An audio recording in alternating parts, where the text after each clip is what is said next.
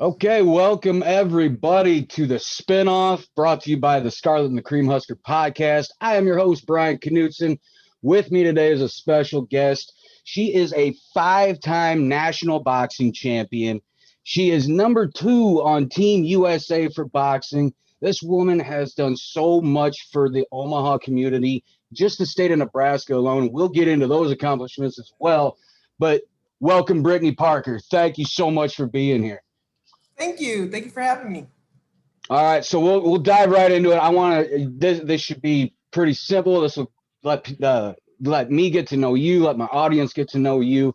Where did the love of boxing begin? Yeah. I come from an athletic family. So my uncle, two of my uncles were professional boxers. Lewis Parker. So he kind of paved the way for the Parker family. And none of the guys like took interest in the sport. Well, I mean, some did, but not as serious as I'm taking it. So I kind of was like, I'll try. So it's kind of like it's really special to continue our legacy because the Parkers are known for being fighters. And see, that's it's almost kind of like Ron. Their legacy was wrestling, and seems like you guys have the same thing in your family. So, at what age did you first get into the ring? See, I started off really late. I was a late bloomer. I didn't get in the ring until I was 22. Oh wow! So, way after high school, everything.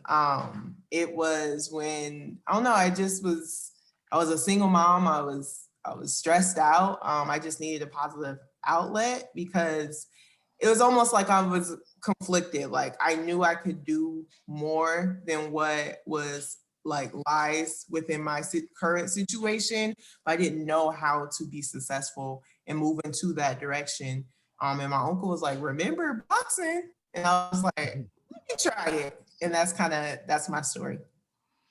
That's amazing. See, the fact that you started out so late, and with it being like you said, a legacy boxing family. What did you ever get that itch before you started, or were you ever pressured to go in before you started at 22? I was always an athlete. I played basketball. I played basketball my whole life. Played for Omaha North Go Vikings. But to say like I was the best basketball player, no. But you're an athlete at heart. And I'm like, oh, I want to be so good at this. Why won't it just click? And I just got so frustrated. But that wasn't my calling. Boxing was because I was just naturally good at it. So what then was basketball something that you, for maybe a moment, thought you might pursue after high school? Then, Yeah, that was the plan. I was just gonna keep trying to ride this train, because I'm gonna be honest. I grew up in poverty. We don't have a lot of in the Black community a lot of outlets where we could be successful. So a lot of us run to athletics.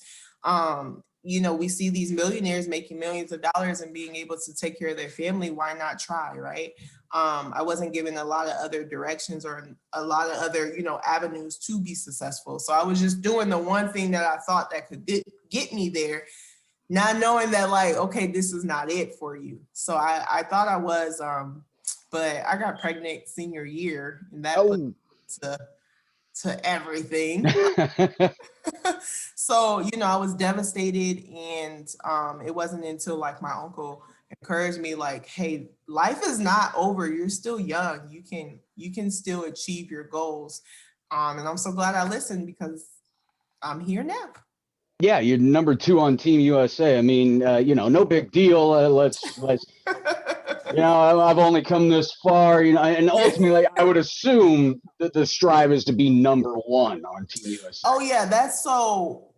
Yes, so there's a tournament in March coming up now. So I have to compete in the tournament, and if I'm successful, I'll be number one. So of course, that's my last little thing to do in my amateur career. I've done everything else. Maybe kind of put that little last check mark on it and just say it's Put a time stamp to on move it. on. Yeah, so when I turn pro, the dollar amount gonna have to go up. So Oh, absolutely. And unfortunately, when that happens, I'm not so sure I'd be able to afford to have you back on the show. So might have to ask a favor later on down the road. yeah. No, I'm real loyal. You seem like good people. So if you rocked with me at the beginning, I'll stick with you. No problem. Oh, hey, my motto as well. I love that. Mm-hmm. All right. I was looking at your bio a little bit, and there was something I saw that was really interesting. And you said Layla Ali was listed as your favorite boxer. Mm-hmm. Okay. Now, with that said, would that be your dream match? Ooh. Yeah. Let's see. Where do we want to go with this one? Ooh, I didn't know you was going. Yeah. I'm an athlete, of course. My job is to compete, and if it came down to it, yes. I mean, we'll just have to fight. But I would say like she's not currently in active in the Yeah. sport. And there's a lot of great fights that can be made. So I'm for the like let's not do fantasy matches when let's just make the fights that are right here happens. But yeah, of course, I'll fight anybody. I do like the fact. I like that you're saying forget dream matches, look forward. I like that outlook. That's very focused, very positive. Mm-hmm. But if there could be a dream match, that is one I would like to see. I really would. Yeah. I mean, a lot of people say that I have they see a lot of her qualities in myself. And I admire her. I look up to her. Like I feel like because here's my thing. I don't think we athletes got to be ugly. I don't believe in that. I believe in making money and hair, makeup. Anyway, I see those as $1,000,000 and just check them all off. So she was able to do that and make a career, living outside of boxing, and that's what I aim to do. Absolutely. And she had the last name Ali, of course. So you get clout with that. Yeah, But you do. she really did earn quite a bit of it on her own anyway. So, Mm-hmm. all right. I mentioned you were a 5-time national champion. Now, at the same Mm-hmm. time, you're also a 3-time USA boxing national champion that all came just in 2018. I couldn't believe when I was reading this. So, where were these tournaments and which one has stuck with you the longest? I see. You gonna make me. I don't know exactly where they were, but all I know is I was on the grind. Oh, There was a moment when I gotta paint the picture for you guys. hey, So paint it, be I had Picasso to and show us paint. what it is. Okay, so I'm 22 years old. I have a toddler with me, and I'm telling people, I want to box. Teach me how to box. So they're looking at me crazy, like, no. Why would we invest in that? Like, you missed your window. Go be great somewhere else. I'm like, no, teach me. So, I was fighting that. That's my struggle. Every fighter has their own struggle. So that was my struggle, is trying to, convince people to invest in me and like, no, I'm the real deal. Like, I got a shot at this. So then I got tired of trying to convince people. So I started using my own money. I started going to these tournaments myself. No coach sometimes. Literally finding coaches at the tournaments. It was a hard time, but so I don't remember a lot of that because I was just in grind focus mode. But yeah, some of these tournaments, I'm gonna be honest with you, I didn't know that these was like the elite tournaments. Yeah. I wanted to fight. So, and I was gonna fight anybody. You didn't see me looking up my opponents, none of that. I was like, I'm just ready to fight. Because I felt like I had something to prove. So it was more of me trying to prove to, that I should be considered as a top contender or a top elite athlete within this sport. So that's what I did. So with that attitude there, they obviously unbelievably focused. I mean, if you can't remember taking 3 USA national boxing titles and can't remember where they were, that is a level of focus that is unbelievable. Yeah. So I mean, does that carry with you just completely from locker room to ring, or is it just blinders are on and it's tunnel vision? Yes, it is. It's 100% tunnel vision. I feel like people are easily distracted. That's why you're not successful. It doesn't matter about your talent, your gifts, your abilities. You're not focused enough. So how I beat my opponents before I even enter in the ring is you can't beat me because my heart, my dedication is my heart, my work ethic is unmatched. So I have blinders on because I want to be a world champion. And I already, if you listen, I already listened to the naysayers and you guys cost me like time. You know what I mean? Like, I feel like because I started so late in the game, I have a short window and I don't got time for anything else but to make it, but to succeed. Anything else, I'm not interested in. Hell yeah, I love that. I love that attitude. And like you said, the size of your heart, most times in sports, that's everything. It, Yep. it's the old cliche, it's not the size of the dog in the fight, blah, blah, blah. But Mm-hmm. it rings true in no matter what sport you're in. And to Yeah. me, it seems like you really need something like that in boxing or MMA because it's that Mm-hmm. one-on-one. And Mm-hmm. if your heart ain't bigger and you have more passion than the other person, chances are you're not coming out with a W. That's exactly right. And I think that's what separates me from my opponents is my heart. Like I literally will fight anyone. Anyone. So and a lot of coaches be like, dang, even if I lost, I took some L's and they're like, dang, you got heart. You didn't give up. Like that fight could have went either way. So That's the biggest thing too. You see it in a fight. Somebody that is maybe obviously will not win the match, but has given everything they got and went the mm-hmm. distance. Most of the Mm-hmm. time, you will see that person get a standing ovation just because of Yep. sheer love of what they Yep. do. You see it come out of them. It's almost like a Yep. musician when you see them play on stage. You feel it. It's Yep. And that's what I Yep. love. If you've got passion and heart like that, I've got to come to Yeah. your next match. I've got to see this. Oh, you gotta see it. You gotta see it. I promise you. I'll give you an example. I just fought I don't know. I fought in Oklahoma. That was my last fight. I honestly, that's another topic we'll have to talk about later is the politics of boxing. Because I clearly won that fight. But anyway, I'm in the rinky dink town in Oklahoma. I don't know nobody. I didn't, you know what I mean? I don't have no fans there. I wore my shirt. I had these Team Bree shirts, so they knew my name based off of my merch, and I literally had the whole crowd screaming my name, like the whole crowd. So when I thought like, oh, I got something here, you know what I mean? Like if I'm able to fight, put on a performance, I mean that's what it is, entertainment at this point. If I'm able to put on a performance that get standing ovations, like I gotta keep going in this sport. You know what I mean? Like it's my calling. So that's what I was like, okay, tunnel vision. I could be that. That gave me the confidence that I could be a world champion. And see, I like the way you said. As soon as you said that the whole crowd was behind you, instantly I had a flash of Rocky 4. He's fighting Mm-hmm. Drago in the end, and the crowd's turning towards Rocky's side. Yep. It's just and just to touch on what is your opinion on the Rocky movies? To me, they're inspirational as hell. I mean, I get pumped watching them. Is that something you watched a lot growing up? Then a lot. Were a lot of boxing movies a thing in the household? Yeah, I mean, I definitely watched Rocky. I mean, those are classics. But I like the story. I am a sucker for the underdog. I am the underdog.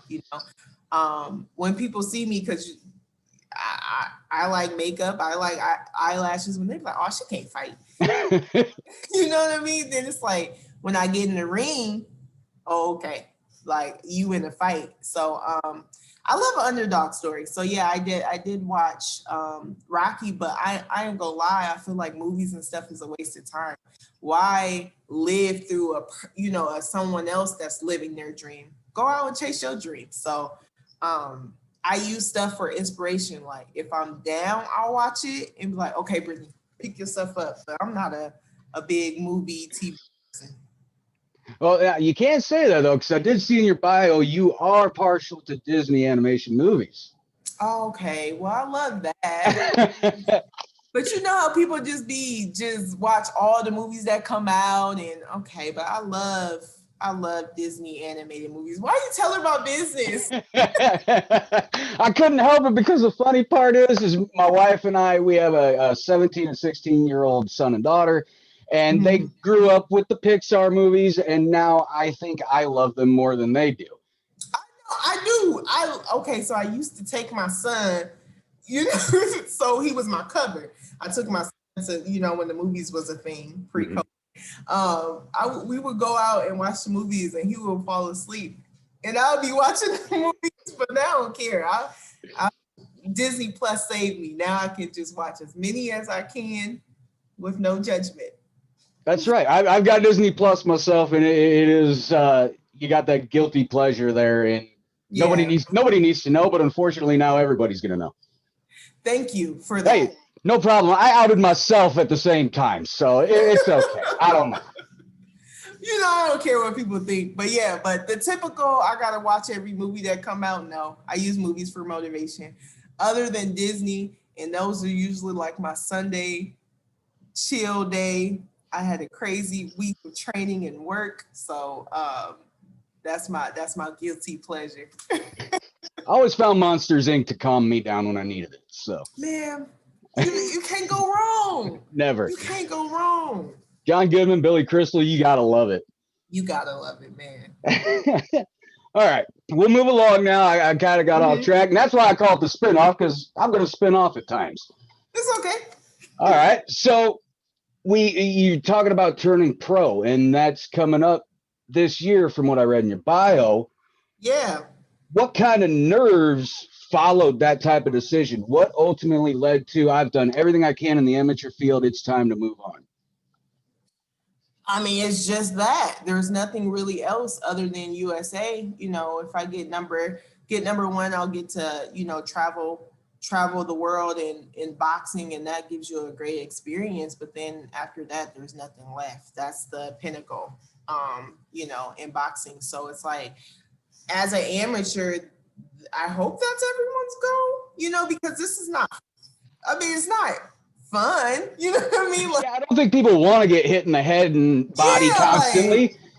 Like, I don't think you just want to do that for no return. That's to me, like, no, I'm doing this because I want to turn pro, and I you know, I want to make this a living. So yeah, that's it. Wasn't my goal initially, because again, I just was like, I just want to get good at it, and then I was like, okay, I'm gonna prove that I am good enough. And then eventually you're like, oh shoot, I think you are good enough. Like, you can really, you know, make this jump. But yeah, I feel like right now all the heavyweight belts are vacant. Why wouldn't I go try to get that? It's like free money. Like, okay, it's not that easy. It takes more than that. But to me, in my mind, how my mind works is, why not me? You know what I mean? Like, why not me? I don't let people tell me, but what if in this, in that? I don't get too wrapped up in that. If I see a goal, I lock in, and I don't stop until I achieve that goal. So that's how I feel about going pro. But yeah, it's scary. It's an unknown thing. You don't know, but I just got a weird mind, because I'm like, I would never know until I have my first pro debut. And based off that performance, that's going to tell me that I'm ready for this or I'm not. So how long did it take to ultimately come up with the decision to go pro? Was it something that was just instant, or did you take a couple of days to think about it? How long did it really take to make that decision? I ain't gonna lie, it took a while. I went out because I don't know, I just wasn't, no one was saying like, oh, you're good enough to go pro, you should go pro. I wasn't getting that. So I was like self-doubt, like, am I good enough? Should I do this? So I reached out for feedback from a professional fighter, Raquel Miller. She's 10-0. Shout out to Raquel. She let me come out to Cali and we sparred. And I was like, now give me your honest feedback. You know, am I ready to turn pro? Can I be successful within this sport? When she was honest with me, she said, I wouldn't turn pro right now. I would lose 20 pounds. I would do this X, Y, and Z. And then she's like, then we can talk about it. And now I just booked a flight for February. So we're gonna, okay, I lost the 20 pounds. I did everything you said. And let's see how I measure up, So I'm gonna go out there in February to see and, get her feedback and be like, okay, am I ready to go pro now?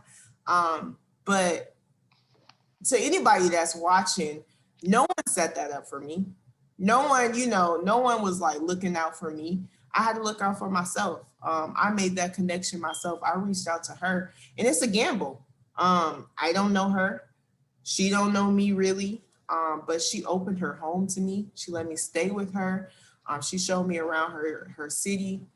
She's treated me like family, and that's something I want to be a part of. I want to be a part of a sport where women are really empowering each other and motivating each other and showing love and not hate. Because unfortunately, I've been surrounded by so many haters and people not wanting the best for you. So when I seen now, I was like, okay, this is something I want to be a part of. And I'm gonna listen to the feedback that she gave me, and I'm gonna go for it. So I guess to be continued. So to answer your question, I'm still like, should I go? Should I not? But then I already kind of locked in and made that decision. I am gonna go, but it's because I have like a window. I feel like I only got one shot to really make an impression on the world, and for people to really buy into me, because I don't have sponsors. I don't have an assigned coach to me. I don't have any of that. It's been surely me believing in myself, investing in myself. So I really want to shock the world, and hopefully all those things will come so I can really be prepared, because it's going to be a fight. There's some women in this sport right now that's doing their thing. So it ain't going to be easy. And I need the best team possible so I can have the best chance of being, gaining a world title. And see, I always looked at there's a movie back in the day, I still love it, called A League of Their Own with Tom Hanks. Okay. And a line he said, one of his players wanted to quit. She said it just got too hard, and he said it's supposed to be hard, otherwise everybody would play it.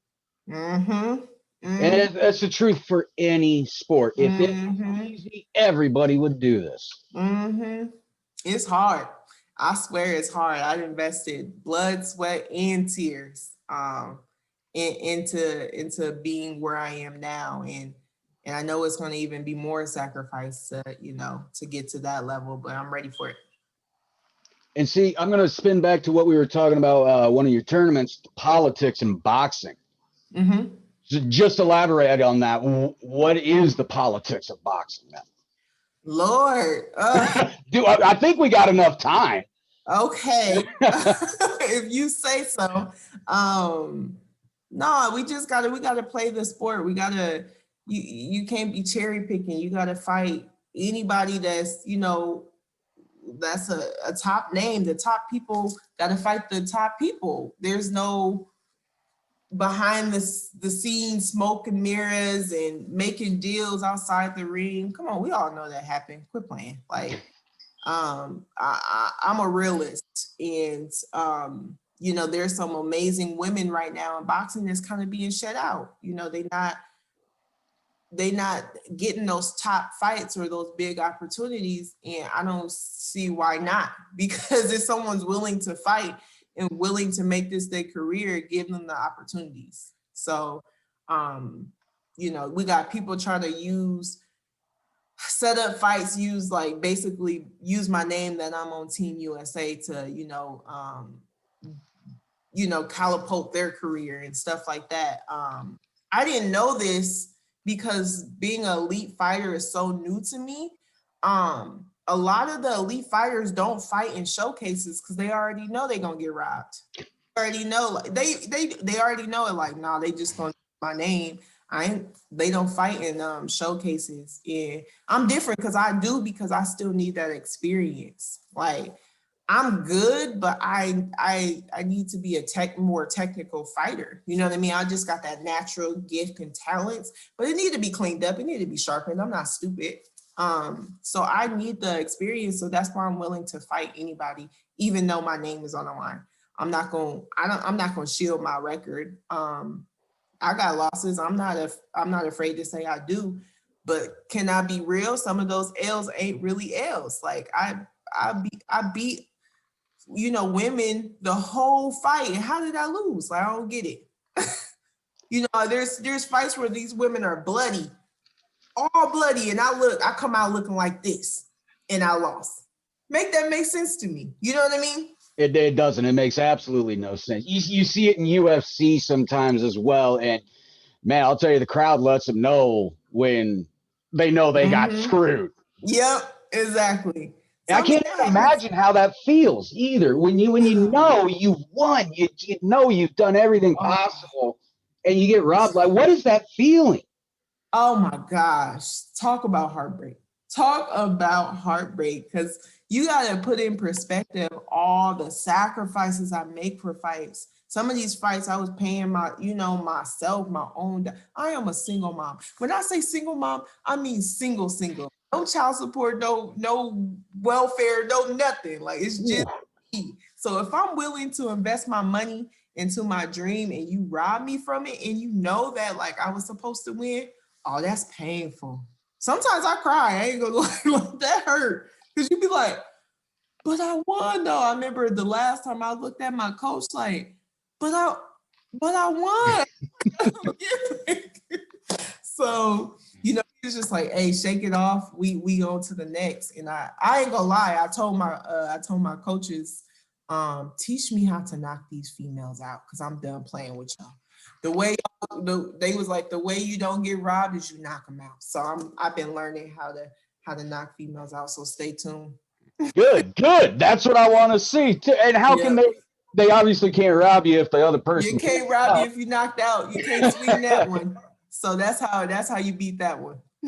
I like that. That's a great way of looking at it. You can't lose if your other opponent can't get up. So,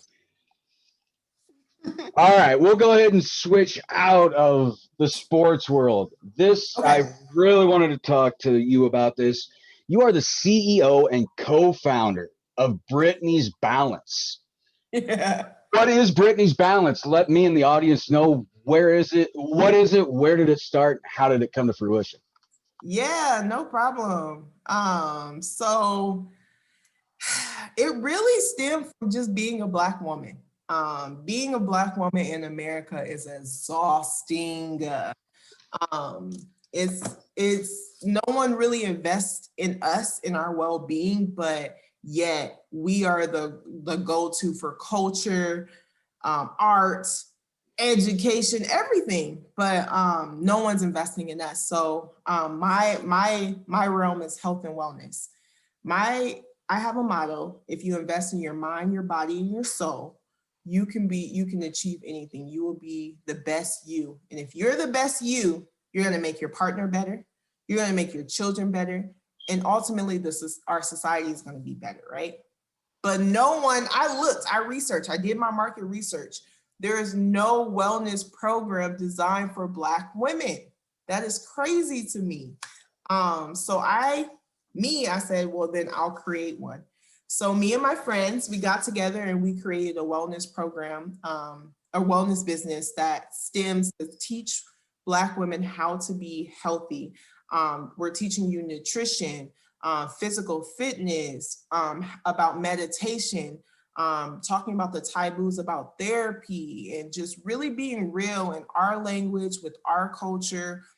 No gimmicks, no nothing. It's just, I want the best for you, and I'm gonna teach you how to be healthy, because I lived an unhealthy lifestyle and I kept losing. I didn't have the energy to compete how I wanted to, even with boxing.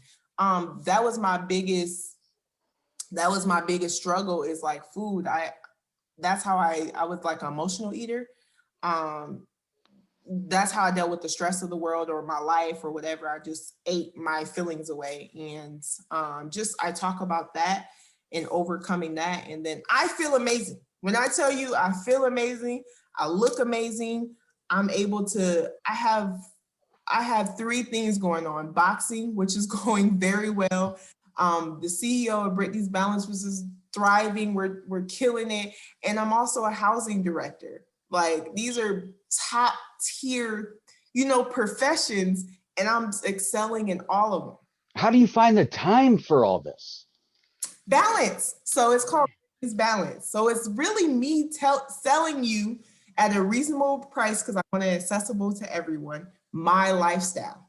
If you want to be an elite person, individual, whatever so my thing is boxing, right?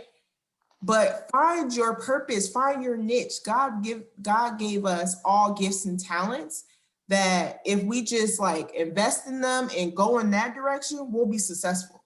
But the thing is, we look at this person or this person and you get off track. But we're teaching you to find your balance in life and just take it one step at a time. So I'm basically teaching you how to become me. I don't see anything wrong with that at all. And it's working. You can't say it's not working. No, I'd say you're doing just fine with it. Yeah. Everything looks fine. Your career's going good. You seem great mentally. Health-wise, you look fantastic. So it's obviously working. Yep.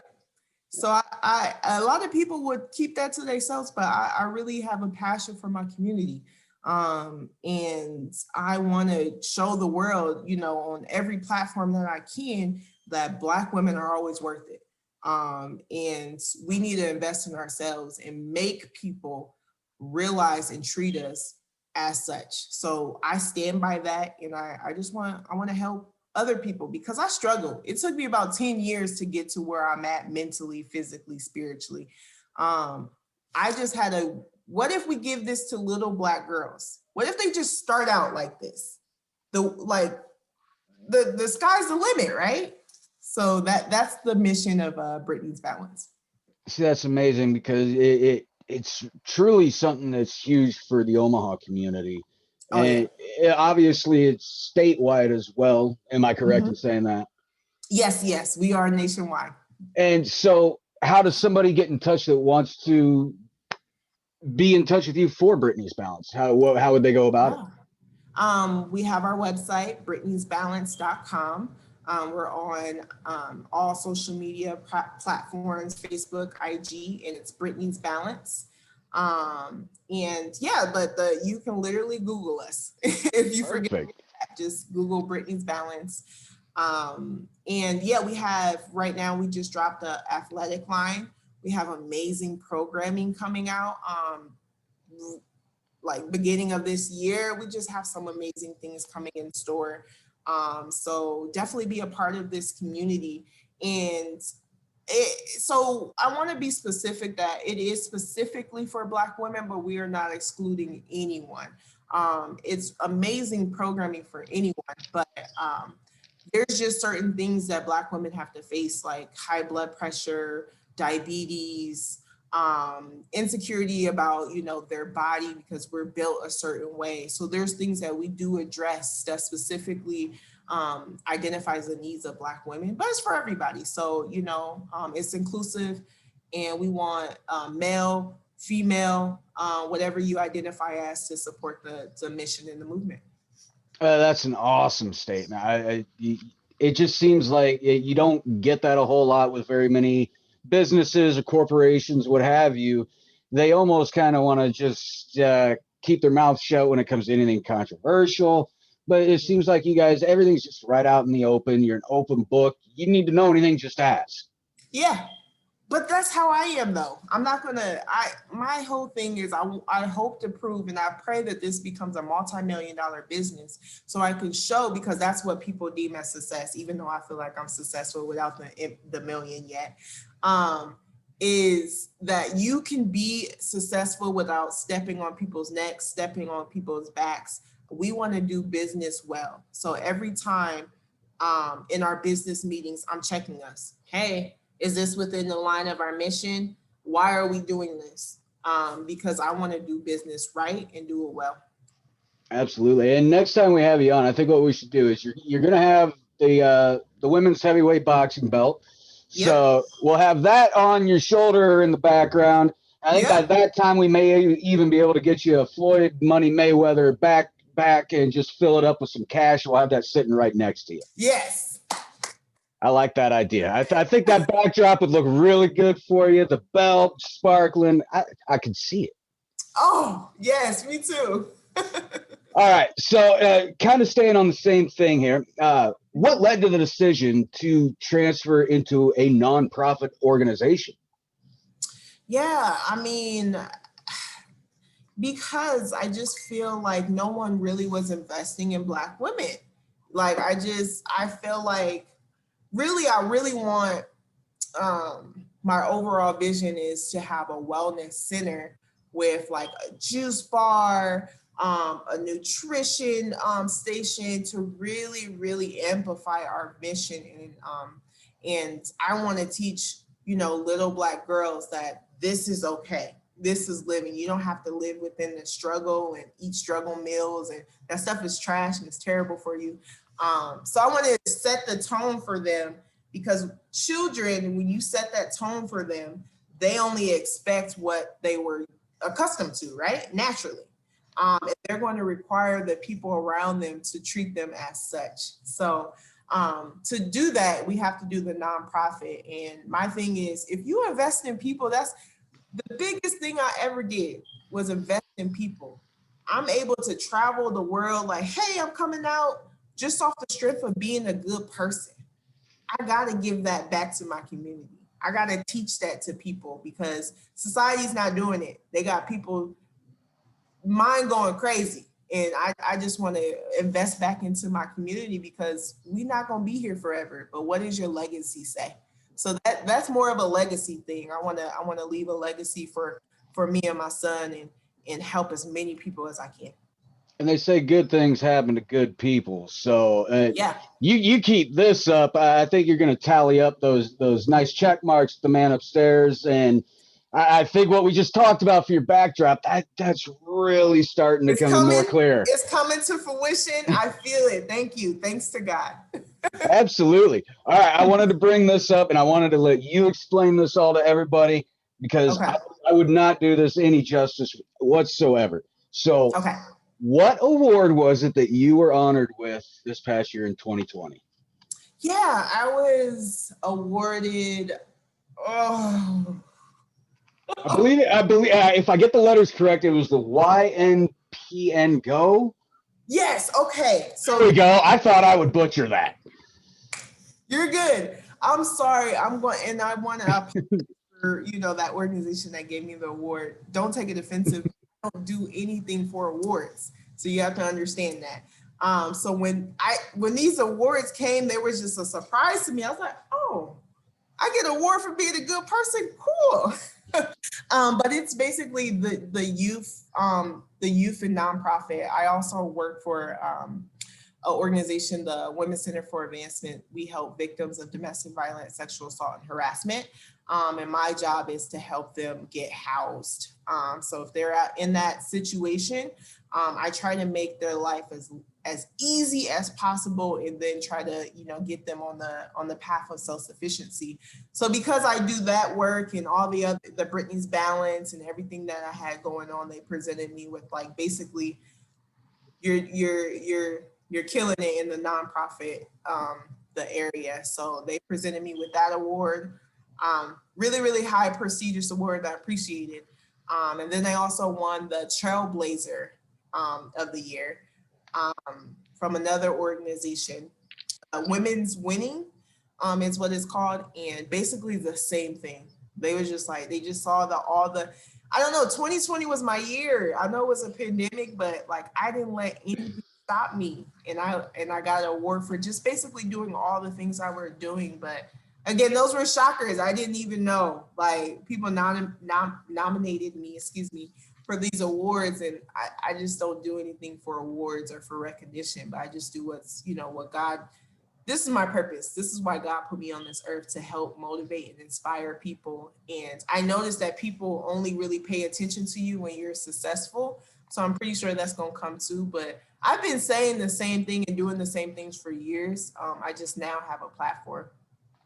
So when you won that award, is that something that kind of means a little bit more than any boxing title or anything you've ever got because it's something you accomplished outside of the ring and that you maybe weren't so good or polished at when you first started it as you were in boxing? Yeah. I mean, it does.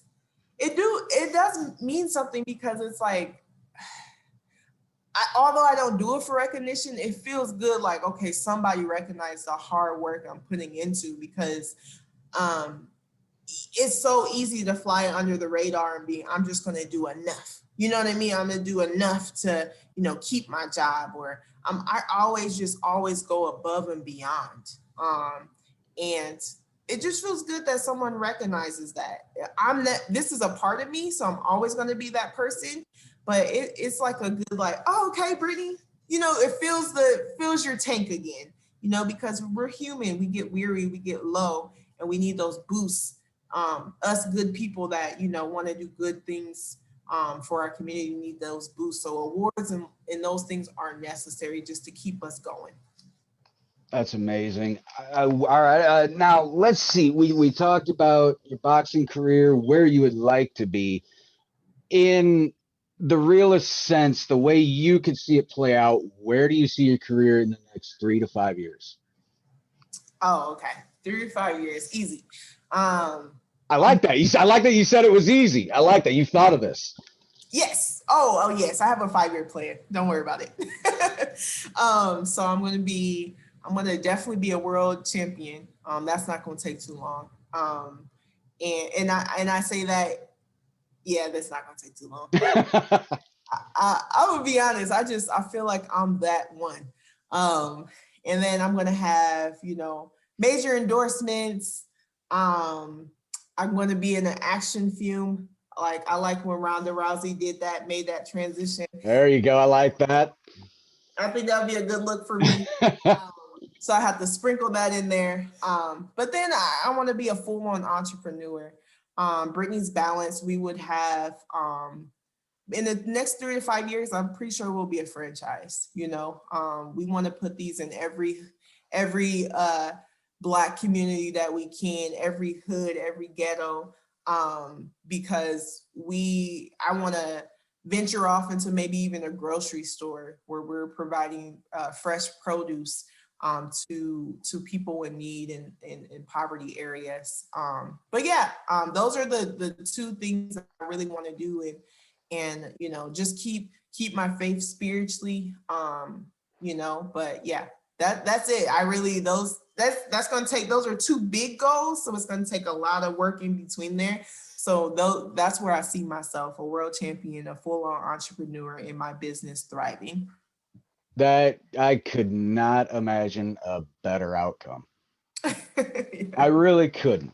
All right, I'm going to start winding this down, but I am going to lay the stage to you, Brittany.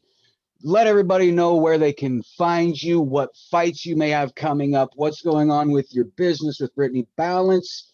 Let everybody know where they can find you and what's going on. Yeah. So you can find me on Instagram, Bree Parker, Facebook, Bree Parker. The fights I have coming up is I'm going to participate in the USA National Tournament in Louisiana, March 20th. So I'm sorry, I'm bad with dates, but Google it on US Boxing. So they do stream those fights. So definitely go to US Boxing, find out the tournament.